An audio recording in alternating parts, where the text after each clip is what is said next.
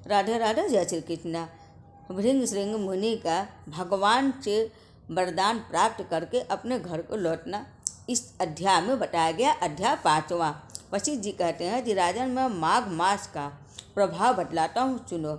इसे भक्ति पूर्वक चुनकर मनुष्य सब पापों से मुक्त हो जाता है।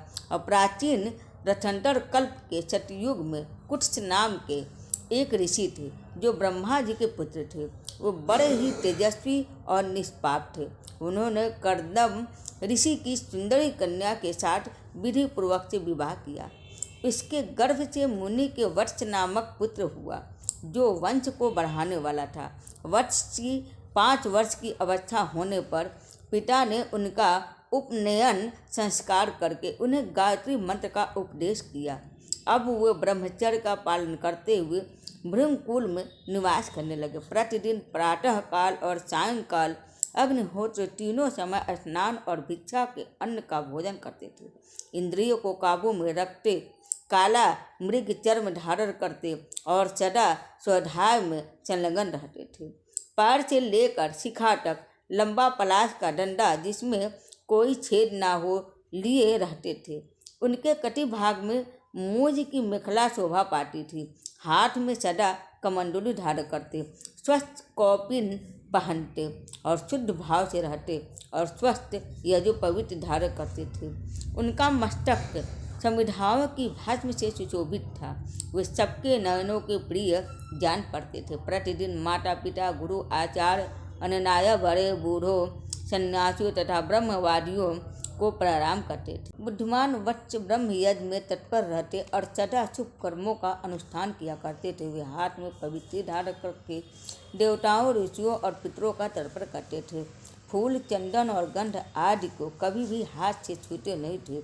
मौन होकर भोजन करते, मधु प्रयाग और खारा नमक नहीं खाते थे, खड़ाऊ नहीं पहनते थे तथा सवारी पर नहीं चढ़ते, शीशे में मुंह नहीं देखते और दंत धामन, तांबुल और पगड़ी आदि से परहेज रखते थे।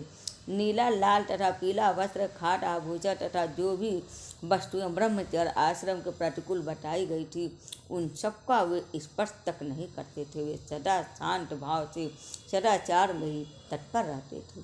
ऐसे आचारवान और विशेषतः ब्रह्मचर्य का पालन करने वाले वत्स मुनि सूर्य के मकर राशि पर रहते माघ मास में भक्ति पूर्वक प्रातः स्नान करते थे। वे उस समय विशेष रूप से शरीर की शुद्धि करते थे। आकाश में जब इन्हें गिने तारे रह जाते थे उस समय ब्रह्म बेला में वे तो नित्य स्नान करते थे और फिर जब आधे सूर्य निकल जाते उस समय भी माघ का स्नान करते थे। वे मन ही मन अपने भाग्य की सराहना करने लगे। अहो, इस पश्चिम वाहिनी कावेरी नदी में स्नान का अवसर मिलना प्राय मनुष्यों के लिए कठिन है, तो भी मैं मकरार्क में यहाँ स्नान किया। वास्तव में मैं बड़ा भाग्यवान हूँ। समुद्र में मिली ही जितनी नदियाँ हैं उन सब का प्रवाह यहाँ पश्चिम, यहाँ उत्तर की ओर है। उस स्थान का प्रयाग से भी अधिक महत्व बतलाया गया। मैंने अपने पूर्वपूर्वियों के प्रभाव से आज कावेरी का पश्चिमगामी प्रवाह प्राप्त किया है। वास्तव में मैं कृतार्थ हूँ, कृतार्थ हूँ, कृतार्थ हूँ। इस प्रकार सोचते हुए प्रसन्न होकर कावेरी के जल में तीनों काल स्नान करते थे। उन्होंने कावेरी के पश्चिमगामी प्रवाह में 3 साल तक माघ स्नान किया। उसके पूर्य से उनका अंतःकरण शुद्ध हो गया। वो ममता और कामना से रहित हो गया।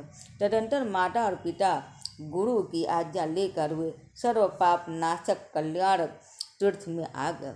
उस सरोवर में भी 1 मास तक माघ स्नान करके ब्रह्मचारी वत्स मुनि तपस्या करने लगे। राजन, इस प्रकार उन्हें उत्तम तपस्या करते देखकर भगवान विष्णु जी प्रसन्न होकर उनके आगे प्रत्यक्ष प्रकट हुए और बोले, महाप्राज्य मृग श्रृंग, मैं तुम पर बहुत प्रसन्न हूँ। यूँ कहकर भगवान पुरुषोत्तम ने उनके ब्रह्मरंध्र मस्तक का स्पर्श किया। तब वत्स मुनि समाधि से विरत हो जाग उठे और उन्होंने अपने सामने ही भगवान विष्णु साक्षात तीनों लोक के देवता को अपने सामने उपस्थित पाया। वे सहस्त्र सूर्यों के समान तेजस्वी, कौस्तुभ मणि रूप आभूषण से अत्यंत भासमान दिखाई देते थे। तब मुनि ने बड़े वेग से उठकर भगवान को प्रणाम किया और बड़े भाव से सुंदर स्तुति की। भगवान ऋषिकेश की स्तुति और नमस्कार करके वत्स मुनि अपने मस्तक पर हाथ जोड़े चुपचाप भगवान के सामने खड़े हो गए। उस समय उनके नेत्रों के आनंद के आंसू बह रहे थे और सारे शरीर में रोमांच हो आया था। तब श्री भगवान जी कहते हैं, श्री भृंग सिंह, तुम्हारी इस स्तुति से मुझे बड़ी प्रसन्नता हुई है। माघ मास में इस सरोवर के जल में जो तुमने स्नान और तप किए, इससे मैं बहुत ही संतुष्ट हूँ। मुने, तुम निरंतर कष्ट सहते सहते थक गए हो। दक्षिणाओं सहित यज्ञ, दान, अन्नान्य नियम तथा यमों के पालन से भी मुझे उतना संतोष नहीं होता जितना माघ के स्नान से होता। पहले तुम मुझसे वर मांगो, फिर मैं तुम्हें मनवांछित वस्तु प्रदान करूँगा।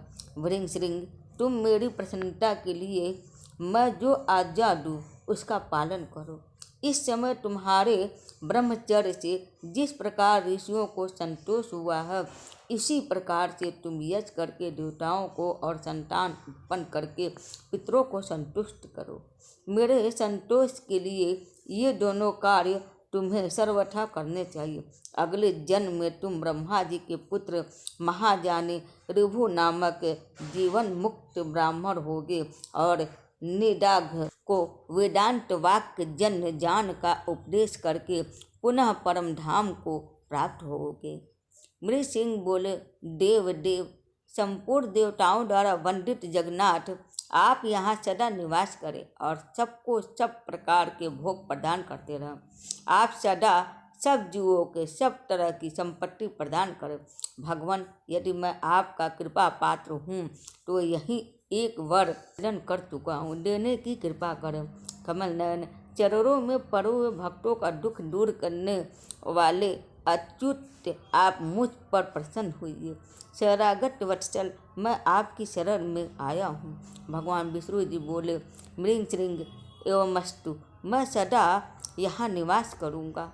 जो लोग यहाँ मेरा पूजन करेंगे उन्हें सब प्रकार की संपत्ति हाथ लगेगी। विशेषतः जब सूर्य मकर राशि पर हो, उस समय इस सरोवर में स्नान करने वाले मनुष्य सब पापों से मुक्त हो मेरे परम पद को प्राप्त होंगे। व्यतीत पाठ योग में अयन प्रारंभ होने के दिन संक्रांति के समय विषुव योग में पूर्णिमा और अमावस्या तिथि को तथा चंद्र ग्रहण और सूर्य ग्रहण के अवसर पर यहाँ स्नान करके यथाशक्ति दान देने से और तुम्हारे मुख से निकले हुए इस स्तोत्र का मेरे सामने पाठ करने से मनुष्य मेरे लोक में प्रतिष्ठित होगा। भगवान गोविंद के यूँ कहने पर उस ब्राह्मण कुमार ने पुनः प्रणाम किया और भक्तों के अधीन रहने वाले श्री हरि से फिर एक प्रश्न किया, कृपा निधे देवेश्वर, मैं तो कुत्स मुनि का पुत्र वत्स हूँ, फिर मुझे आपने भृंग श्रृंग कहकर क्यों संबोधित किया? श्री भगवान जी बोले, ब्राह्मण, इस कल्याण सरोवर के तट पर जब तुम तपस्या करने में लगे थे, उस समय जो मृग प्रतिदिन यहाँ पानी पीने आते थे, वे निर्भय होकर तुम्हारे शरीर में अपने सिंग रगड़ा करते थे। इसी से श्रेष्ठ महर्षि तुम्हें मृग श्रृंग कहते हैं। आज से सब लोग तुम्हें मृग श्रृंग भी कहेंगे। यूँ कहकर सबको सब कुछ प्रदान करने वाले भगवान सर्वेश्वर वहाँ रहने लगे और तदंतर मृग श्रृंग मुनि ने भगवान का पूजन किया और उनकी आज्ञा लेकर वे उस पर्वत से चले गए। संसार का उपकार करने के लिए उन्होंने गृहस्थ धर्म को स्वीकार करने का निश्चय किया और अपने अंतःकरण में निरंतर वे आदि पुरुष कमल नयन भगवान विष्णु का चिंतन करने लगे। अपनी जन्मभूमि भोजराज नगर में घर आकर उन्होंने माता और पिता को नमस्कार करके अपना सारा समाचार कह सुनाया। माता पिता के नेत्रों में आनंद के आंसू झलका। उन्होंने पुत्र को छाती से लगाकर बारंबार उसका मस्तक चूंघा और प्रेम पूर्वक अभिनंदन किया। वत्स अपने गुरु को प्रणाम करके फिर स्वधा में लग गए। माता पिता और गुरु तीनों की प्रतिदिन सेवा करते हुए उन्होंने संपूर्ण वेदों का अध्ययन किया और गुरु जी की आज्ञा ले विधि पूर्वक व्रत, स्नान और उत्सर्ग का कार्य पूर्ण किया। तत्पश्चात महामना मृगश्रृंग अपने पिता से इस प्रकार बोले, तात पुत्र की उत्पत्ति के लिए पिता और माता को जो कलेश सहने पड़ते हैं उनका बदला 100 वर्षों में भी नहीं चुकाया जा सकता। अतः पुत्र को उचित है कि वह माता पिता तथा गुरु का भी सदा ही प्रिय करे। इन तीनों के अत्यंत संतुष्ट होने पर सब तपस्या पूर्ण हो जाती है। इन तीनों की सेवा को ही सबसे बड़ा तप कहा गया है। इनकी आज्ञा का उल्लंघन करके जो कुछ भी किया जाता है वह कभी सिद्ध नहीं होता। विद्वान पुरुष इन्हीं तीनों की आराधना करके तीनों लोकों पर विजय पाते हैं। जिससे इन तीनों को संतोष हो वही मनुष्य के लिए चारों पुरुषार्थ कहा गया है। इसके सिवा जो कुछ भी वह उपधर्म कहलाता। मनुष्य को उचित है कि वह अखंड ब्रह्मचर्य का पालन करते हुए पिता से क्रमशः 3, 2 या 1 वेद का अध्ययन करने के पश्चात गृहस्थ आश्रम में प्रवेश करे। यदि पत्नी अपने वश में रहे तो गृहस्थ आश्रम में बढ़कर दूसरी कोई वस्तु नहीं है। पति और पत्नी की अनुकूलता धर्म, अर्थ और काम की सिद्धियां का प्रधान कारण है। यदि स्त्री अनुकूल हो तो स्वर्ग से क्या लेना है, हरि स्वर्ग हो जाता है। और यदि पत्नी विपरीत स्वभाव की मिल गई हो तो नरक में जाने की क्या आवश्यकता है। यही नरक का दृश्य उपस्थित हो जाता है। सुख के लिए गृहस्थ आश्रम स्वीकार किया जाता है, किंतु वह सुख पत्नी के अधीन है। यदि पत्नी विनयशील हो तो धर्म, अर्थ और काम की प्राप्ति निश्चित है।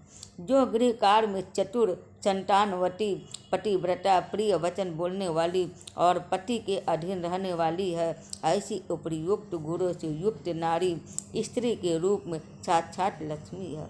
इसीलिए अपने समान वर्ग की उत्तम लक्षण वाली भार्या से विवाह करना चाहिए।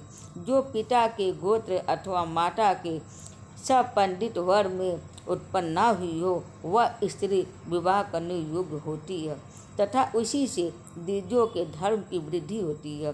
जिसको कोई रोग ना हो, जिसके भाई हो और जो अवस्था और कद में अपने से कुछ छोटी हो, जिसका मुख सौम्य हो तथा जो मधुर भाषण करने वाली हो, ऐसी भार्या के साथ द्विज को विवाह करना चाहिए। जिसका नाम पर्वत, नक्षत्र, वृक्ष, नदी, सर्प, पंछी तथा नौकरों के नाम पर न रखा गया हो, जिसके नाम में कोमलता हो, ऐसी कन्या से बुद्धिमान पुरुष को विवाह करना चाहिए। इस प्रकार उत्तम लक्षणों की परीक्षा करके ही किसी कन्या के साथ विवाह करना उचित है। उत्तम लक्षण और अच्छे आचार्य वाली कन्या पति की आयु बढ़ाती है, अतः पिताजी ऐसी भार्या कहाँ मिलेगी। कुत्स ने कहा, परम बुद्धिमान मृगश्रृंग, इसके लिए कोई विचार न करो। तुम्हारे जैसे सदाचारी पुरुष के लिए कुछ भी दुर्लभ नहीं है। जो सदाचारहीन, आलसी, माघ स्नान न करने वाले, अतिथि पूजा से दूर रहने वाले, एकादशी को उपवास न करने वाले, महादेव जी की भक्ति से शून्य, माता पिता में भक्ति न रखने वाले, गुरु को संतोष न देने वाले, गौ की सेवा से विमुख, ब्राह्मणों का हित न चाहने वाले, यज्ञ, होम और श्राद्ध न करने वाले, दूसरों को न देकर अकेले खाने वाले, दान, धर्म और शील से रहित तथा अग्निहोत्र न करके भोजन करने वाले, ऐसे लोगों के लिए ही वैसी स्त्रियां दुर्लभ हैं।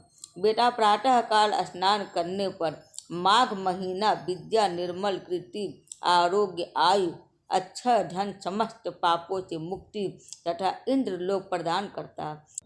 बेटा, माघ मास सौभाग्य, सदाचार, संतान वृद्धि, सत्संग, सत्य, उदार भाव, ख्याति, शूरता और बल सब कुछ देता। कहाँ तक गिनाऊं, वह क्या क्या नहीं देता। प्रियात्मन कमल के समान नेत्रों वाले भगवान विष्णु माघ स्नान करने से तुम पर बहुत प्रसन्न है। वशिष्ठ जी कहते हैं, राजन, पिता के ये सत्य वचन सुनकर मृगसिंह मुनि मन ही मन बहुत प्रसन्न हुए। उन्होंने पिता के चरणों में मस्तक झुकाकर पुनः प्रणाम किया और दिन रात वे अपने हृदय में श्री हरि का ही चिंतन करने लगे। माघ मास अध्याय 5वां संपूर्ण हुआ। इसके आगे का आप अगले एपिसोड में सुनेंगे। तो बोलिए नमो नारायण।